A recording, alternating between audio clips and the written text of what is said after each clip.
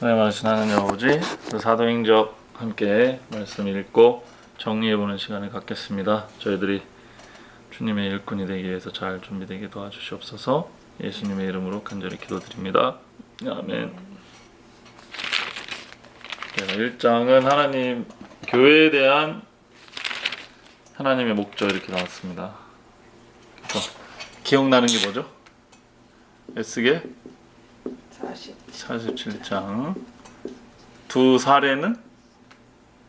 요셉과 다니엘. 그렇죠.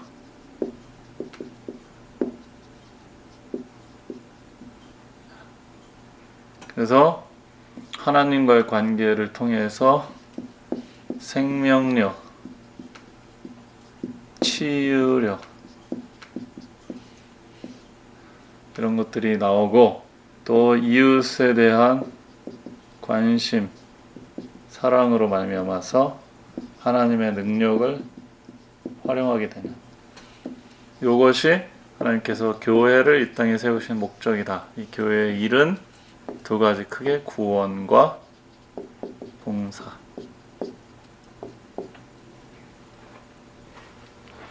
정리해 볼 수 있겠죠? 그래서 이게 중요한 게 이런 겁니다.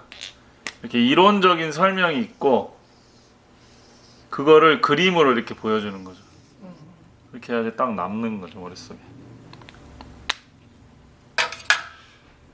2장 12제자 훈련입니다. 요거랑 연결돼서 당연히 설명될 수밖에 없습니다. 제자 12제자의 훈련. 첫 번째 문단을 읽어보죠. 그리스도께서는 당신의 사업을 수행하기 위하여 유대 사내들인의 학식 있는 자들이나 웅병가 혹은 로마 권력을 택하지 않으시고, 대주자께서는 세상을 움직일 그 진리를 선포하는 일에 독선적인 유대 교사들을 제쳐놓으시고 비천하고 무식한 사람들을 선택하셨다. 그분은 이 사람들을 당신의 교회 지도자로 훈련하시고 교육시키기로 작정하셨다. 그들은 또 다른 사람들을 교육시켜 복음 기별을 주어 내보내도록 할 것이었다. 그들이 사업에 성공하려면 성령의 능력을 받아야 하였다. 인간의 능력이나 인간의 지혜로서가 아니요 하나님의 능력으로 복음이 전파되어야 하였다. 이 첫 문단의 핵심은 뭐겠어요? 하나님의 능력이죠. 제자. 여기는 이제 교회에 대한 얘기를 했다면, 이제 이 다음에는 제자. 쉬운 말하면 인물이죠. 하나님이 쓰는 인물.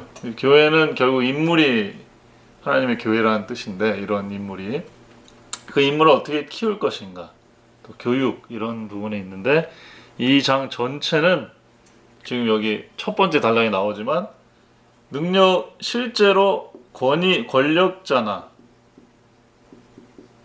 그 다음에 공부를 많이 한 지식인을 선택하지 않았다, 이렇게 돼 있어요.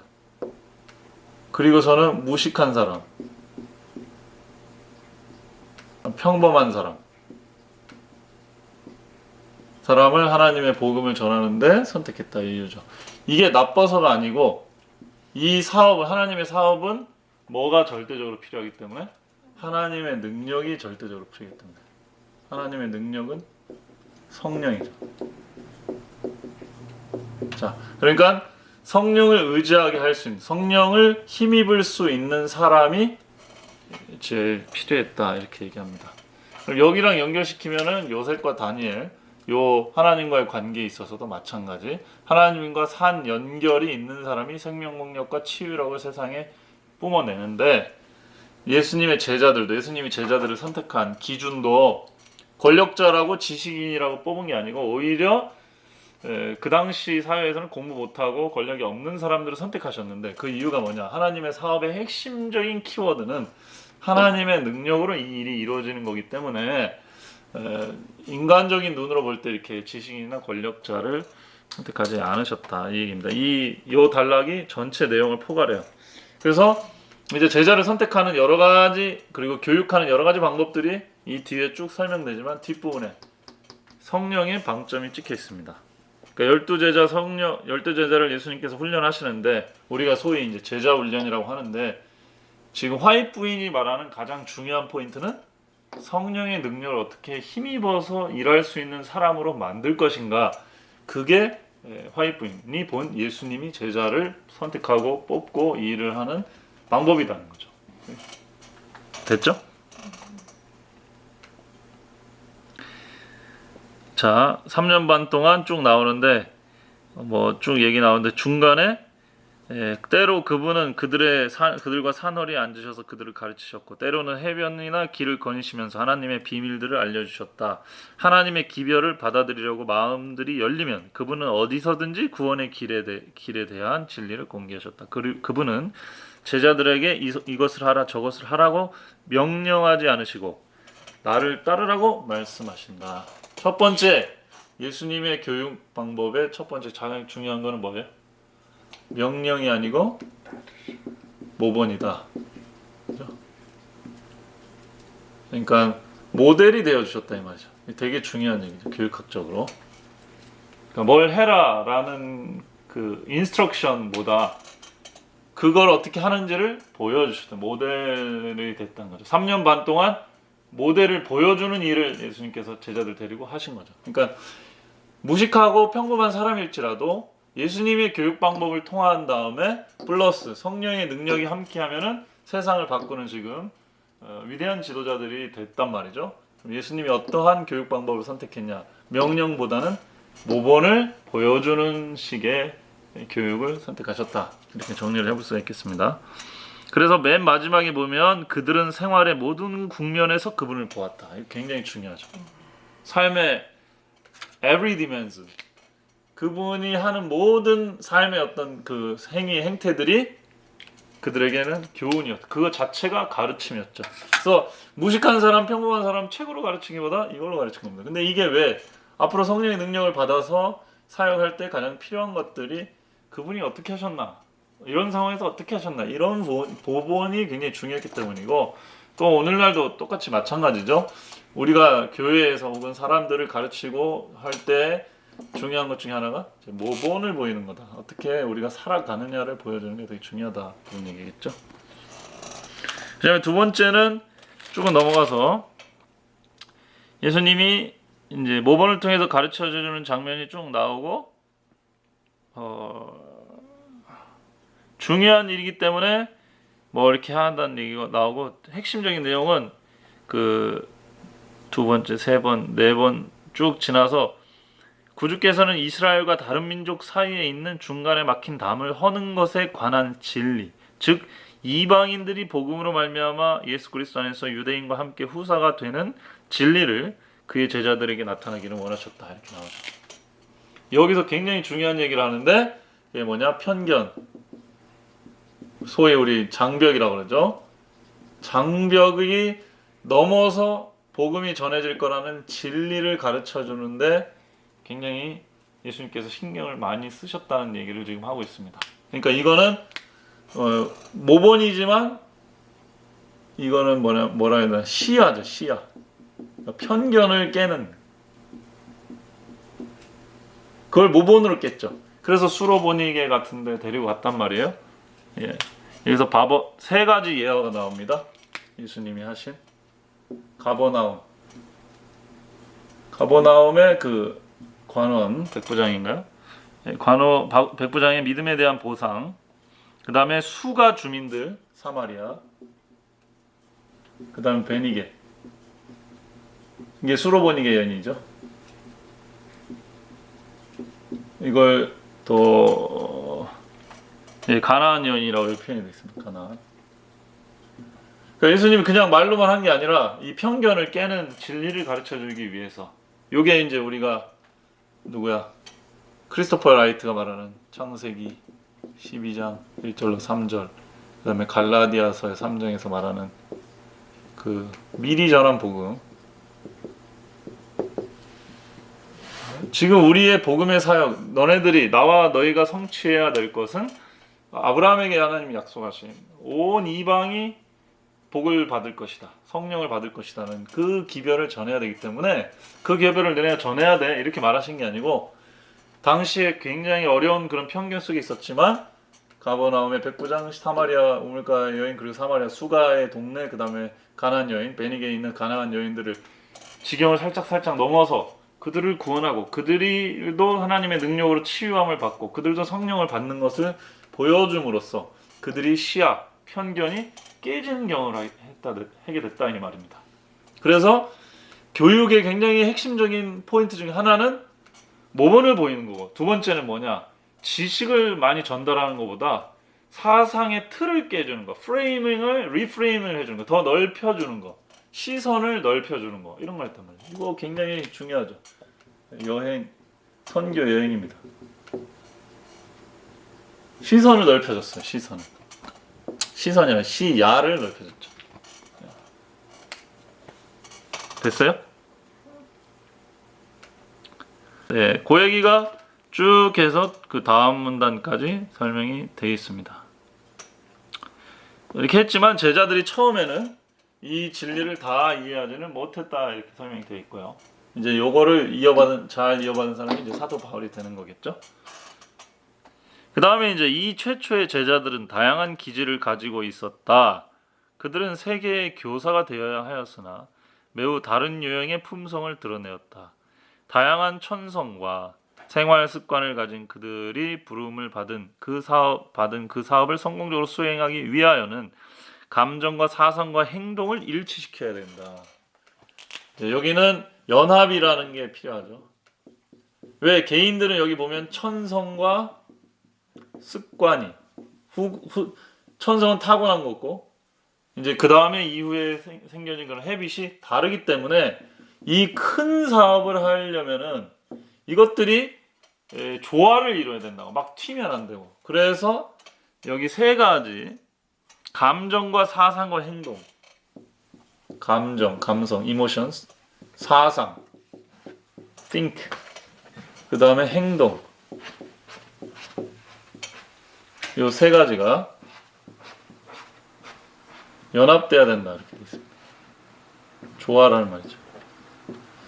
이 말을 쉽게 하면은 인간적인 특징들이 한 큰 틀 안에서 조화를 이루고 하모니를 이루어야만 일이 이루어진다 얘기죠. 하나님이 하나님의 일을 교회의 일을 맡길 때 우리가 세 가지가 필요한데 예수 그리스도의 보본을 따라가는 것, 그 다음에 그분이 우리의 시선을 넓혀주는 것, 시선을 넓히는 교육이 필요한데 그 다음에 또 중요한 게 뭐냐면 예수님이 신경 쓴 게 12명의 제자들이 다 생각이 달라. 그러니까 이 사람들을 어떻게 하나로 연합시킬 수 있을 것인가. 물론 이제 화이트부인은 이거를 예수 그리스도 안에서 연합시킨다 이렇게 돼 있죠. 어쨌든 이 연합이 굉장히 중요하다는 거죠. 지도자에게. 그래서 예수님께서는 이 모든 목적을 이루기 위하여 그들을 당신과 연합시키고자 애썼다 이렇게 돼 있습니다. 그러니까 제자들이 서로 하나가 되어야 되는데 그렇게 하기 위해서는 이 다양한 사람들이 예수 그리스도 안에 자기와 개인적으로 연합이 돼야 서로가 그리스도라는 그 공통의 분모, 공통의 그거 안에서 서로 하나가 될 수 있다. 그 얘기를 하고 그래야 나와 하나님이 연합되어 있고 나와 제자들이 연합되어 있어야 제자들이 제자들끼리 서로 연합이 된다. 이렇게 되어 있습니다. 그러니까 오늘날 우리도 마찬가지죠. 교회가 많으면 사람이 많으면 분란이 있을 수밖에 없고 각자마다 개성과 이후에 타고난 습관이 다르기 때문에 그걸 다 맞추기는 힘듭니다. 그걸 어떻게 해야 되냐? 이 원리에 따르면 각자가 좀 더 예수님의 성품을 반영하는 쪽으로 예수님과 더 가까워질 수 있는 쪽으로 리드가 돼서 그 안에서 예수 그리스도 안에서 서로의 감정과 사상과 행동이 하나로 연합이 돼야 된다. 굉장히 중요한 얘기를 하고 있죠. 감성과 사상과 행동. 이 세 가지가 하나의 어떤 비슷한 감수성, 그 다음에 비슷한 생각, 그 다음에 비슷한 행동 패턴을 갖게 돼야만 교회가 이렇게 된다. 그래도 하나가 될 수밖에 없다. 이렇게 얘기를 하고 있습니다. 그 다음부터는 그 다음 단락, 그 다음 한 4단락 정도는 성령 얘기입니다. 나는 내 아버지 곧 그대들의 아버지로 가서 그대들을 위하여 아버지와 협력하리라. 자, 네 번째 예수님은 제자들에게 하나님과 그리스도 안에서 하나님과 협력하는 방법이 뭐냐? 성령을 받는 것이다. 아주 쉽게 얘기하면 이렇게 되어 있습니다. 그래서 이 말씀은 놀랍게 성취되었다. 성령 강림 후 제자들과 그분 제자들은 그분과 그분을 위해서 죽으신 사람들에 대한 사랑으로 충만하였으며 그들의 말과 기도를 듣는 사람들의 심령이 녹았다. 그들은 성령의 능력으로 말하였으며 그 능력의 감화로 수많은 사람들이 계심하였다. 이 성령을 받아서 그들의 말, 가르침이겠죠? 기도 이런 것을 듣는 사람들이 마음이 녹았다 그랬어요. 배신, 회개 이런 것들이 일어났는데 그 이유가 뭐냐? 성령 때문에. 그 다음에 5번째 마지막으로는 맨 마지막에 나오는데 결코 낙심하지 말고 모든 일에 소망을 가지고 전진해야 된다. 소망. 우리말로 쉽게 하면 낙관입니다. 낙관주의. 잘 될 수 있을 거라는 희망을 자꾸 주는 거죠. 잘 될 거라는 거. 그래서 요렇게가 예수님의 제자 훈련에 지금 나와 있는 내용, 요 챕터에 나와 있는 핵심입니다. 여기 핵심의 내용 중에 하나는 이거예요. 이게 있어야 연합이 되고 소망을 가질 수 있다 이거죠. 그리고 이것이 장벽을 뛰어넘게 하고 그리스도를 우리에게 자꾸 생각나게 합니다. 그래서 핵심은 성령이다. 그래서 예수님의 제자 훈련의 논리를 정리를 한 겁니다. 권력자, 지식인 이런 이미 어떻게 보면 잔에 차 있는 사람들을 쓰지 않으신 이유는 이 일이 인간적인 지식이나 권력으로 이루어질 일이 아니고 성령의 능력으로 하나님의 능력으로만 하나님의 일이 이루어지기 때문에 하나님 나라의 제자들은 빈장 같은 사람들, 그들의 감상과 사상과 행동이 그리스도 안에서 잘 연합될 수 있는 사람들을 선택을 하셨고 그런 사람들을 그분의 모범과 그 다음에 편견을 깨는 그래서 자유롭게 왜냐면 유대인들을 왜 선택을 안 했어? 편견이 너무 사로잡혀 있었단 말이에요. 그래서 원래 자기가 중요하다고 생각하는 일만 생각하지 그게 하나님의 일이라고 생각하지 하나님이 보여주는 계시를 받아들일 준비가 안 돼 있었죠. 다시 말하면 성령의 능력의 유연함과 다이나믹에 자신의 열 마음이 준비가 안 돼 있는 겁니다. 그래서 예수 그리스도의 모본이라고 하는 어떤 아이디얼 타입과 그 다음에 시야를 깨는 하나님의 사업을 넓은 들에서 볼 수 있는 어떤 그런 시선과 그 다음에 서로가 서로 한 목적, 이 목적을 위해서 연합할 수 있는 이런 어떤 감수성, 그 다음에 어떤 마음, 희생정신 이런 것들이 다 성령 안에서 그렇게 가능하게 됐고 초대교회 제자들은 무식한 사람이었고 평범한 사람들이었지만 성령을 받고 실제로 수많은 사람들을 계심시키는 일을 하는 걸 보니까 이 과정들이 예수님이 제대로 이루신 거다. 그렇죠? 그러므로 예수님께서 떠나시면서 제자들은 두려워했죠. 이 큰 사명을 어찌 우리가 감당할 수 있으리. 예수님은 제자들에게 이렇게 말했습니다. 3년 반 동안 너네들이 이미 이 2개는 교육을 잘 받았고 이것도 훈련이 됐다. 성령만 오시면은 성령과 너희들이 연합하면 너네들이 이미 준비된 것과 성령님이 하나 되면 반드시 엄청난 일을 이룰 거다. 나보다 더 큰 일이 너네들을 통해서 일어날 것이다. 그리고서는 예수님께서 결코 낙심하지 마라. 반드시 하나님의 사업은 성공할 것이다.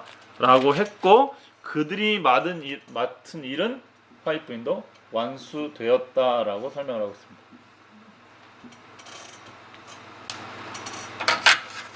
그렇죠? 그래서 요번 장에서의 핵심은 예수 그리스도의 제자는 예수 그리스도의 증인이요 여러 가지 표현을 할 수 있겠지만 핵심은 하나님의 성령의 도구가 되는 사람, 될 수 있는 사람 그런 인물이 필요하다. 그리고 그렇게 될 때 그게 세상의 생명의 치유의 일, 역할, 구원과 봉사의 사역을 할 때에 비로소 이것이 교회다. 교회의 핵심은 인물인데 인물은 성령님의 통로가 될 수 있는 인물이 이 세상에 필요하다. 그 사람들을 예수님이 부르고 선택하고 가르치고 훈련시키고 그들에게 희망을 주셨다. 이렇게 보실 수가 있겠고 이들에게 이제 한 가지 사명을 주시죠. 그 얘기가 다음 대사명에 대한 얘기가 될 수 있겠습니다. 오케이?